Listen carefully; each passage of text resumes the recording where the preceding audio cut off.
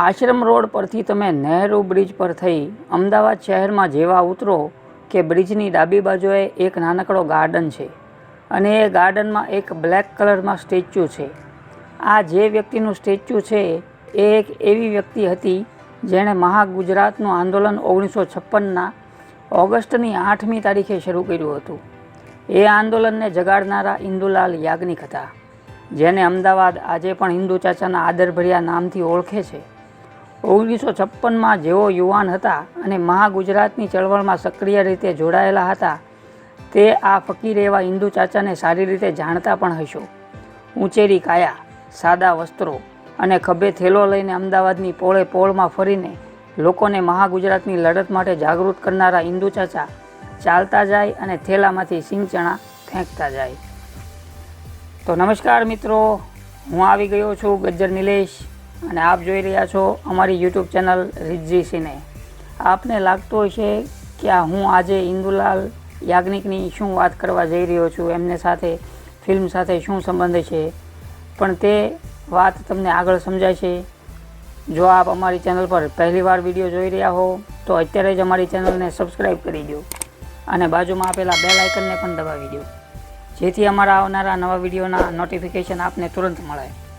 સાથે જ અમારા ફેસબુક પેજ અને ઇન્સ્ટાગ્રામ આઈડીને લાઇક કરવાનું ભૂલતા નહીં. આજે તેમના ટૂંકા છતાં રોચક ફિલ્મ જીવનની વાત કહેવી છે. ઇન્દુલાલ યાજ્ઞિક અને ફિલ્મ જટ ગળે ન ઉતરે તેવી વાત છે, છતાં સાચી છે. તેઓ મુંબઈમાં રણછોડલાલ લોટવાળાના અખબાર હિન્દુસ્તાનના તંત્રી હતા. ત્યાંથી એ છૂટા થયા પછી તેમને પૈસાની તકલીફ પડવા લાગી, ત્યારે એક મિત્રે તેમને કહ્યું, તમે ફિલ્મ માટે સ્ટોરી કેમ નથી લખતા? સ્ટોરીના રૂપિયા 1000 મળે છે. હિન્દુસ્તાનના તંત્રી હતા ત્યારે તેઓ સિનેમાની જાહેર ખબરોના કારણે અનેકના સંપર્કમાં આવેલા. ત્યારે ભદ્રકુમાર યાજ્ઞિક ફિલ્મ ક્ષેત્રે ઘણા જાણીતા પ્રચારક અને એક રાઇટર હતા.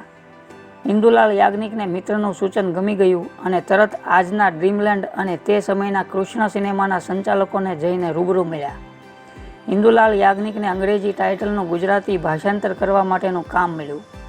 આ કામ દરમિયાન તેમનો પરિચય શારદા ફિલ્મ કંપનીના માલિક નાનુભાઈ દેસાઈ સાથે થયો. એ જમાનામાં પત્રકારને ઘણા માનપાન મળતા હતા. લોકો ઇજ્જત અને માનથી બોલાવતા હતા. ઇન્દુલાલ યાજ્ઞિકને પત્રકારની રૂએ રૂ માનપાન મળતા હતા. ફિલ્મ નિર્માતાઓ અને ફિલ્મ સ્ટુડિયોના માલિકો, સિનેમાવાળા તેમને અવારનવાર બોલાવતા રહેતા હતા. એ હિસાબે તેમને ઘણા લોકો સાથે સારો એવો પરિચય થયો હતો. ત્યાંથી એક ફિલ્મની કથા લખવા માટેનું કહેવામાં આવ્યું અને તેમણે પાવાગઢનો પ્રલય નામની ફિલ્મ બનાવી અને રોયલ સ્ટુડિયોના માલિક અબુ શેઠને મળ્યા. અબુ શેઠને વાર્તા ગમી અને રોકડા રૂપિયા 100 ગણી આપ્યા. પરંતુ આ વાર્તા પર ફિલ્મ બને તો સાંપ્રદાયિક વિવાદ ઊભો થઈ શકે છે એવું લાગતા તેમણે વાર્તા પાછી આપી. એ સમયમાં હિમાંશુ રોયની બોમ્બે ટોકીઝનો જબરો દબદબો હતો. તેમણે નૂરજહાં વાર્તા હિમાંશુ રોયને નજરમાં રાખીને લખી, પરંતુ હિમાંશુ રોયનો સંપર્ક ન થઈ શક્યો અને વાર્તા જેમની તેમ પડી રહી. ઇન્દુલાલ યાજ્ઞિક મુંબઈમાં બોમ્બે ક્રોનિકલ નામના અખબારમાં ફિલ્મના રિવ્યૂ લખતા હતા ત્યારે અભિનેત્રી સુલોચના ઘણી જાણીતી હતી.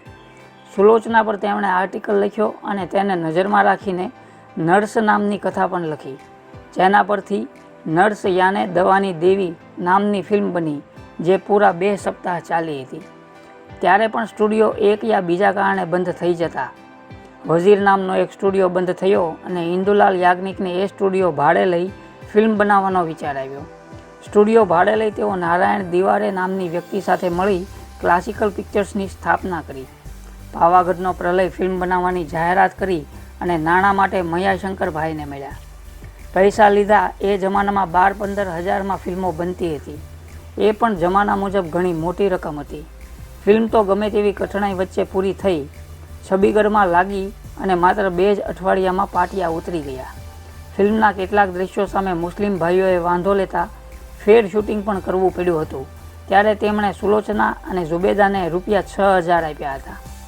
ત્યારબાદ રાજપૂત સવાર નામની ફિલ્મ બનાવી હતી, જેમાં મિસ બર્લી નામની હિરોઈનને માધુરીનું રૂપકડું નામ આપીને ચમકાવી હતી.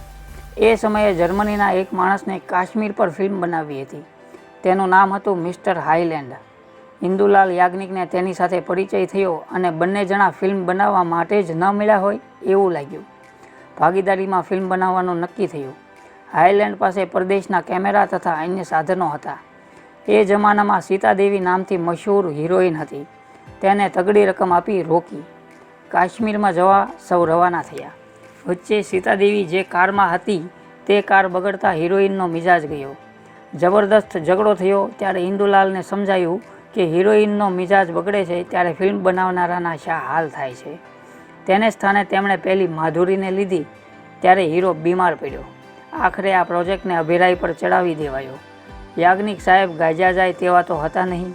તેમણે હાઈલેન્ડને પડતો મૂક્યો. અબુ શેઠ સાથે કાશ્મીરનું ગુલાબ ફિલ્મ બનાવી કાઢી.